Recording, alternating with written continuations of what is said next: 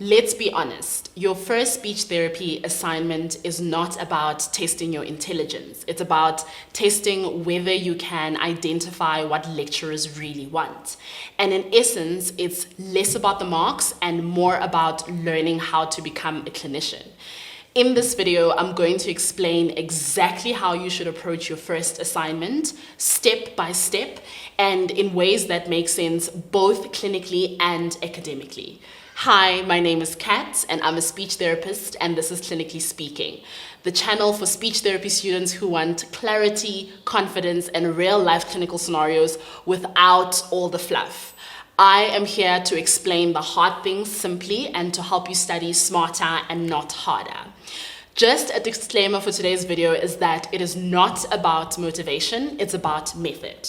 So let's get into it. Step 1. Understand what the assignment is actually testing.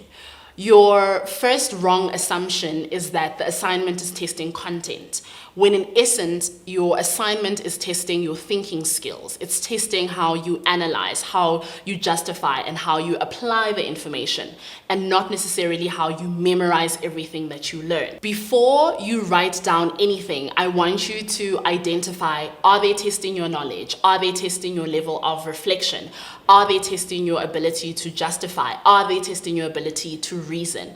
Once you understand all this, you can then take the next steps. It's important that we have a very close look at the verbs because this will sort of guide how the assignment is done.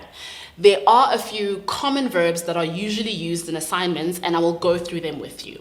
The first one is to describe. When you are asked to describe, you need to explain what something is and not give your opinion. When you're asked to explain, you need to describe the different parts of something and show your understanding. When you're asked to critically evaluate, you need to weigh the strengths and the weaknesses and also justify your position. When you're asked to analyze, you need to break it up into different parts and further show your understanding. When you are asked to discuss, you need to explore different aspects of the topic. It's very, very important that you understand these verbs and you make sure that you match your writing to the verbs because these matter most than the topic or the content itself.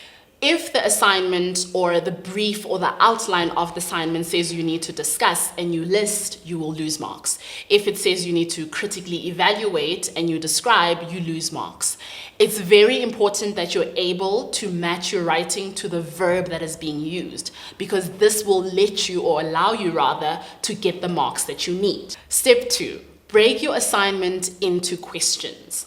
Your assignment is not just one task. It's usually multiple questions disguised as one document.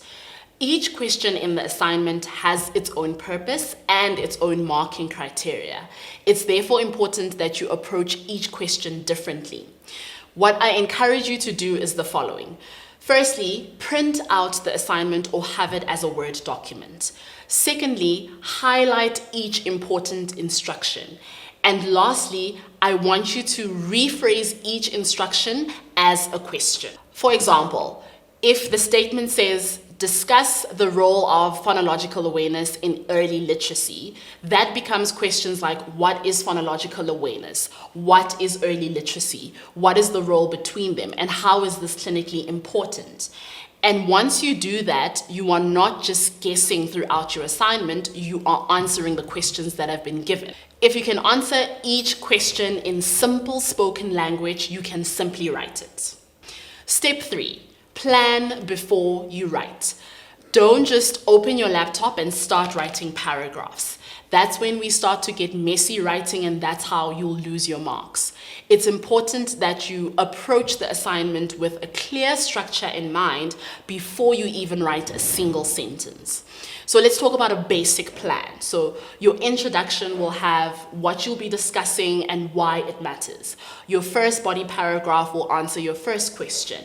Your second body paragraph will answer your second question. Your third body paragraph will be more of your explanation, giving application or showing your application and giving more examples to what you're speaking to. Your conclusion will be more of a summary and it will reflect more of your clinical relevance. It's important that we approach clinical writing using the CSL method. Clinical writing is clear, it's structured, and it's logical. It is not poetic, it is not emotional, it is not conversational. If you can break down a sentence and write it simply, just do that. Step 4, use your theory correctly. Theory is not there for decoration. It's there to help us support our decisions and justify the reasoning that's there. It's there to show that you have some form of understanding of the decisions that you make. So it's important that you use your theory correctly.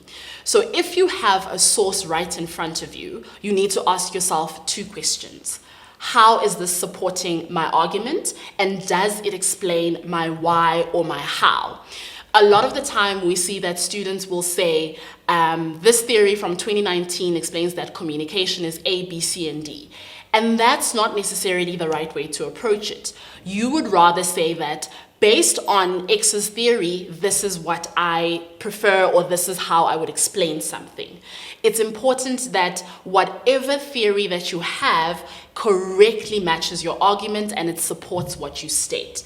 This will really give your markers or your lecturers an indication of the fact that not only do you have a good flow of your thinking, but you're applying your theory and using it appropriately to reason.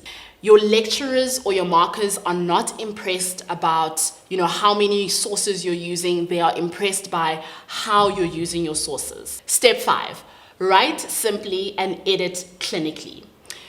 At first, it's important that you put down all your thoughts on paper before you start overthinking, similar to a brain dump. And this will be very messy and it's completely normal. We do this so that we're able to refine our words, we're able to tighten our logic, and we're able to, communicate what we want to communicate precisely and in an appropriate clinical manner. So once you've written everything down, you need to ask yourself, do my paragraphs actually link to the questions or the instruction that's been given in the assignment? Is my argument clear? Am I making the important links? Am I justifying what I'm saying instead of just, throwing out facts? I'll go back to what I said with clinical writing. It needs to be clear, it needs to be structured, it needs to be logical. This will really give your lecturers or your markers an indication of how you are thinking and how you are approaching the assignment. Step 6, use the marking rubric.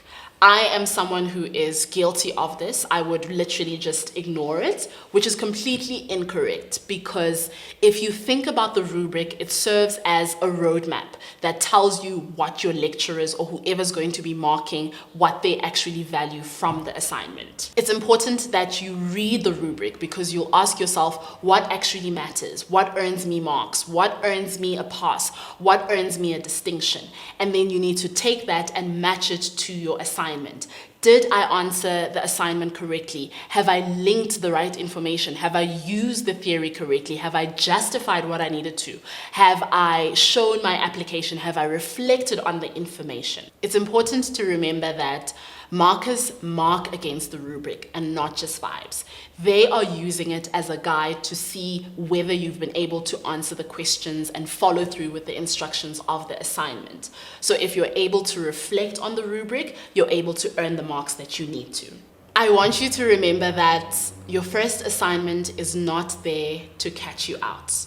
It's there to help you understand how the profession works and how the profession thinks. In this process, you're learning how to reason, how to justify your reasoning, and how to also, most importantly, communicate professionally.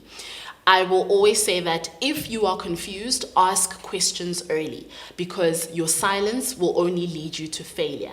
It's important that you have the ground understanding, the right kind of knowledge, because when you have that, you are then confident in approaching the assignment and completing it. If this video really helped, I'd love for you to comment with which part of the assignment or assignments that you get you struggle with the most. And if you want clinical breakdowns of assignments, of tests, of vivas, Clinically Speaking is definitely here for you.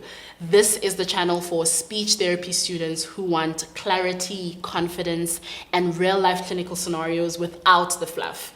I am here to explain the hard things simply and help you study smarter and not necessarily harder. Please like, comment, subscribe, share with anyone who might find this very, very valuable. And I'll see you at the next one. Bye.